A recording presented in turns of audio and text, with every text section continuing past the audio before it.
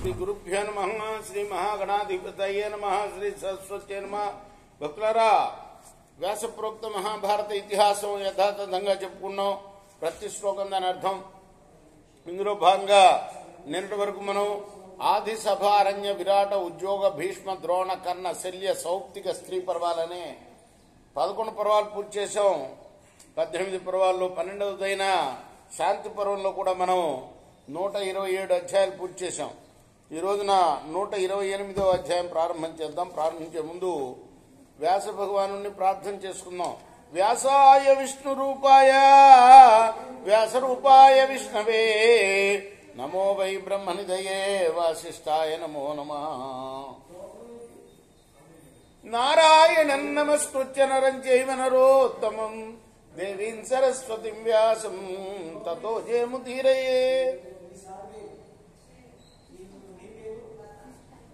సమర్థ సద్గురు సాయినాథ్ మహారాజ్ की जय. राज उवाच वीरज्जुम्न इति ख्यातः राजाहं दिक्षु विश्रुतः भूरिज्जुम्नं सुतं नष्टम् अन्वेष्टुं वनमागतः. రాజు చెప్తున్నాడు, దిక్కులేందు ప్రసిద్ధికెక్కిన వీరజ్యుమ్నుడనే పేరు గల రాజును నేను పోగొట్టుకున్న నా కొడుకు భూరిజ్యుమ్ని కోసం అన్వేషిస్తూ ఇక్కడికి వచ్చాను. వేటాడటం కోసం వెళ్తారు నా తండ్రి కొడుకులు. కొడుకు తప్పిపోతాడు అడవిలో. ఆయన కోసం వెతుక్కుంటూ వస్తున్నాడు అనమాట. వెతుక్కొస్తున్నప్పుడు ఒక ఆశ్రమం కనపడింది, వృషభదేవుడి యొక్క ఆశ్రమం. అక్కడ ఆయన కనపడితే అడిగాడు, ఎవరు నువ్వు అంటే. ఏకః పుత్ర సహ విప్రాజ్య బాలయవ చమేనఘా న దృశ్యతే వనే చాస్మిన్ తమన్వేష్టం చరామ్యహం. ఓ బ్రాహ్మణోత్తమ, ఇతను ఒక్కడే కొడుకయ్యా నాకు. చిన్నపిల్లవాడు, అడవిలో కనపడలేదు. అన్వేషిస్తూ తిరుగుతున్నాను. వృషభువాచ ఇచ్చేవ ముక్తే వచనే రాజ్ఞా మునిరథోముఖ తూష్ణీమేవా భవత్తత్ర నచ ప్రత్యుక్తవాన్ రూపం. అప్పుడు వృషభయోగి అన్నాడు,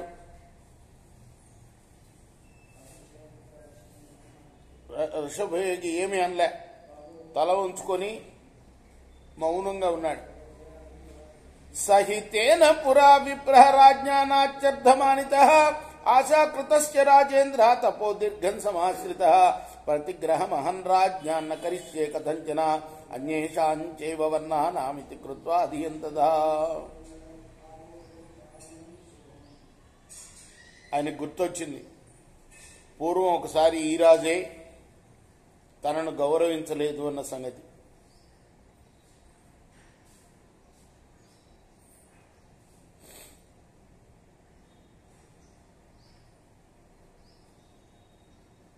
ఏ రకంగాను రాజుల నుండి ఏదీ ప్రతిగ్రహించను, ఇతర వర్ణాల నుండి కూడా ఏదీ తీసుకోను అని నిశ్చయించుకొని అప్పుడు దీర్ఘకాలికమైన తపస్సులో నిమగ్నుడయ్యాడు. ఆశాహి పురుషం బాలం ఉత్తాపయతి తస్తుషి తామహం వ్యపనేష్యామీతి కృత్వా వ్యవస్థిత వీరజ్యుమ్నస్తు తం భూయః పప్రచ్ఛ మునిసత్తమం. చిరకాలం నిలిచే ఆశే మూర్ఖుడైన పురుషుణ్ణి నడిపిస్తుంది. దాన్ని నేను తొలగించుకుంటాను అని నిశ్చయించుకున్నాడు. వీరజ్యుమ్నుడు మునిసత్తముని తిరిగిలా ప్రశ్నించాడు. రాజ ఉవాచ ఆశాయా కింకృశత్వంచ కించేహ భువి దుర్లభం బ్రవీతు భగవానేతాత్వం హి ధర్మాత్ దర్శవాన్. ఆశ కంటే దుర్బలమైనది ఏది లేదు. ఈ భూమి మీద దుర్లభమైనది ఏది? భగవాన్ తమరు ధర్మార్థాన్ని దర్శించిన వాళ్ళు కదా, ఈ తత్వాన్ని తెలియజేయండి అన్నాడు. తత సంసృత్య తత్సర్వం స్మారయిష్యన్నివా బ్రవీద్ రాజానాం భగవాన్ విప్రహ తత కృశతనుస్తదా. అప్పుడు ఆ విషయం అంతా గుర్తు తెచ్చుకొని అతనికి గుర్తు చేస్తున్న వాళ్ళగా భగవానుడై కృషించిన శరీరం గల ఆ విప్రోత్తముడు రాజుతో అన్నాడు. ఋషిరువాచ కృశత్వేన సమన్ రాజన్ ఆశాయ విద్యతే నృప తస్యా వై దుర్లభత్వాచ్చ ప్రార్థిత ప్రార్థివామయా. ఆశని మించిన బలహీనత మరొకటి లేదయ్యా. ఆ దుర్లభత్వం చేతనే నేను రాజుల్ని యాచించాను. రాజ ఉవాచ కృశా కృషే మయా బ్రహ్మన్ గృహీత వచనాస్తవ దుర్లభత్వం చతస్సైవ వేదవాక్యమివ ద్విజ. ఈ మాటలను బట్టి ఆశ వల్లే దుర్బలత్వం కలుగుతుందని తెలుసుకున్నాను. ఆశను జయించడం వల్ల పుష్టి కలుగుతుందని గ్రహించాను.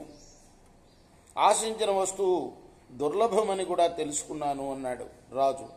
సంశయస్తు మహాప్రాజ్ఞ సంజాతో హృదయే మమ తన్మునే మమతైత్యేవ వక్తుమర్హసి పృచ్చత. ఓ మహాప్రాజ్ఞుడా, నాకు మనసులో ఒక గొప్ప సందేహం కలిగిందయ్యా. త్వత్తః కృశతరం కిన్ను బ్రవీతు భగవానిదం యది గుహ్యన్నతే కించిత్ విద్యతే ముని సత్తమా. దాచుకోవలసినది ఏది లేకపోతే చెప్పండి అంటే ఇది పరిప్రశ్న అంటారనమాట. అంటే నాకు అర్హత ఉంటే చెప్పండి, నాకు చెప్పడం తప్పు అని అనుకొని మీరే దాచుకోవాలంటే దాచుకోండి. కృశ ఉవాచ దుర్లభోప్యధనా నాస్తి యోర్ధి ధృతిమవాప్నుయా స దుర్లభతరస్తాత యోర్ధినం నావమన్యతే. అప్పుడు ముని చెప్పాడు, అవసరపడి కూడా ధైర్యం చిక్కపట్టుకొని యాచించని వాడు దుర్లభుడు నాయన. యాచకుని అవమానించిన వాడు దుర్లభతరుడు సుమా. సత్కృత్యనోపకృతే పరం శక్త్యా యథార్హత యాసక్త సర్వభూతేషు పాసే కృశతరీమయ.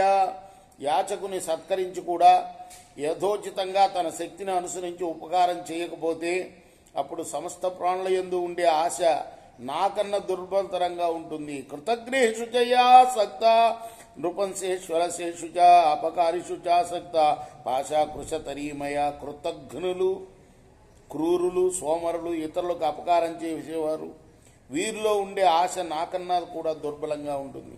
ఏకపుత్ర పితాపుత్రే నష్టేవా ప్రోషితేపివా ప్రవృత్తం యోన జానాతి సాశా కృశతరీమయ. ఒక్కడే కొడుకున్న తండ్రికి తన కొడుకు పోయినప్పుడు లేదా దేశాంతర్గతుడైనప్పుడు అతని సమాచారం తెలియకపోవడం వల్ల మనసులో కలిగే ఆశ నాకన్నా కూడా అతి దుర్బలమైనది.